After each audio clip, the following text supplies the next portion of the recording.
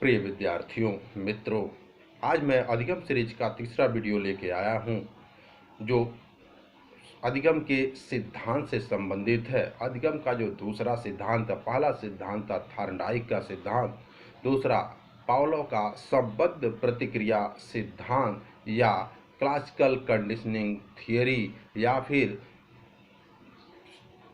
Pavlov का classical अनुबंधन सिद्धांत। वास्तव में जब इस सिद्धांत की बात करते हैं तो इस सिद्धांत के जन्मदाता रूस के मनोवैज्ञानिक आई.पी. पावलोव को माना जाता है। यद्यपि आई.पी. पावलोव महोदय शरीर विज्ञान शास्त्री थे या मानव विज्ञान शास्त्री थे, लेकिन उनके अध्ययन के क्रम में ही एक समय ऐसा आया कि उन्होंने सीखने के सिद्धांतों का निर्माण करना शुरू कर दिया। वास्तव में थोड़ा सा देखते हैं कि संबद्ध प्रतिक्रिया सिद्धांत या पावलोव का क्लासिकल अनुबंधन सिद्धांत क्या होता है। इसके अर्थ को थोड़ा सा देख लिया जाए।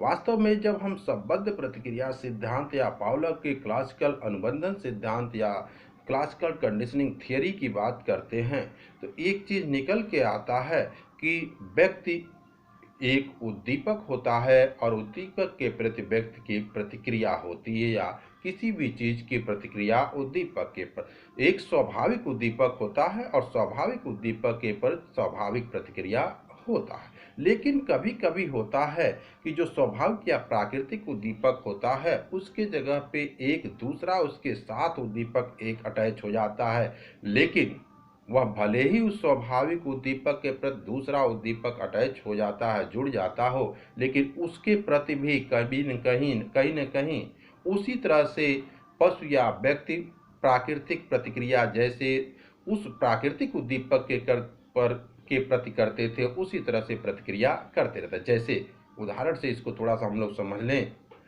बालक अंधेरा को देखता है, डर जाता है, या फिर ये क्या हुआ, ये स्वाभाविक प्रतिक्रिया हुआ। यद्यपि अंधेरा स्वाभाविक उद्दीपक नहीं है। उसी तरह से लड़की जाती रहती है और जाते हुए रास्ते में उसे गोलगप्पे की दुकान दिखाई देता है या गोलगप्पा दिखाई देता है, तो चाट की दुकान दिखाई देती है तो उसके मुंह में पानी आ जाता है। ये कहीं न कहीं वह स्वाभाविक उद्दीपक नहीं है, अस्वाभाविक उद्दीपक के प्रति स्वाभाविक प्रतिक्रिया को दर्शाता है। कहने का तात्पर्य यह है कि कभी व्यक्ति प्राकृतिक उद्दीपक के प्रति व्यक्ति प्राकृतिक प्रतिक्रिया करता है, लेकिन कभी कभी प्राकृतिक उद्दीपक के साथ एक सहायक उद्दीपक जुड़ जाता है और उसके प्रति भी व्यक्ति उसी तरह से प्राकृतिक प्रतिक्रिया करता रहता है। अर्थात प्राकृतिक प्रतिक्रिया स्वाभाविक जो उद्दीपक होता है उसके साथ जो सहायक उसका उद्दीपक होता है उसके साथ जुड़ जाता है, और इसीलिए इसे संबंधवाद या फिर पावलोव का अनुबंधन सिद्धांत के नाम से जाना जाता है। इस सिद्धांत के प्रयोग को थोड़ा सा देखा जाए। पावलोव का प्रयोग क्या था।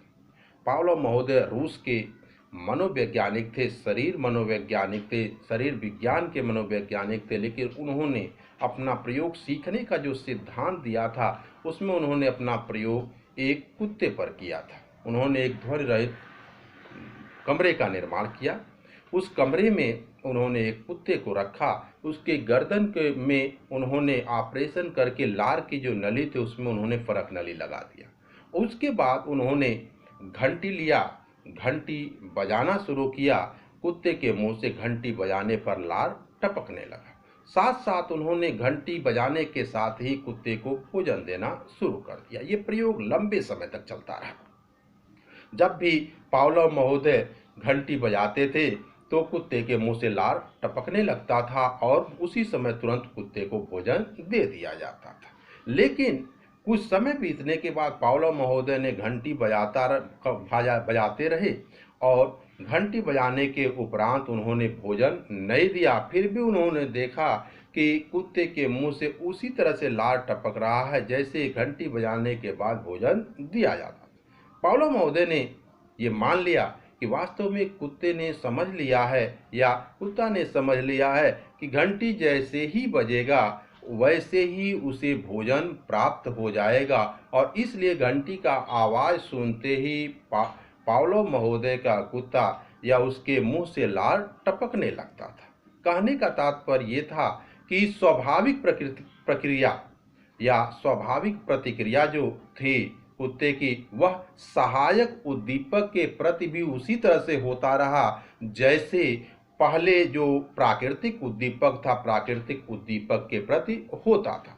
वास्तव में उस समय घंटी के साथ भोजन दिया जाता था और इसलिए कुत्ते के मुंह से लार टपकता था, क्योंकि कुत्ते के समझ में यह आ गया था कि घंटी जैसे ही बजेगा घंटी के साथ हमें भोजन मिल जाएगा। लेकिन एक समय ऐसा आया कि केवल घंटी बजाया गया और भोजन नहीं दिया गया, फिर भी कुत्ते के मुंह से लार टपकता रहा। अर्थात जब प्राकृतिक प्रतिक्रिया थी या प्राकृतिक उद्दीपक से जुड़ी हुई थी, लेकिन एक समय ऐसा भी आया कि प्रक्रिया तो प्राकृतिक थी लेकिन जो उद्दीपक था वह प्राकृतिक न होकर सहायक हो गया, फिर भी क्रिया या प्रतिक्रिया उसी तरह से होता रहा। अर्थात दोनों एक दूसरे से संबद्ध हो गए, दोनों एक दूसरे से अनुबंधित हो गए और उसमें किसी भी प्रकार का अंतर नहीं हो पाए।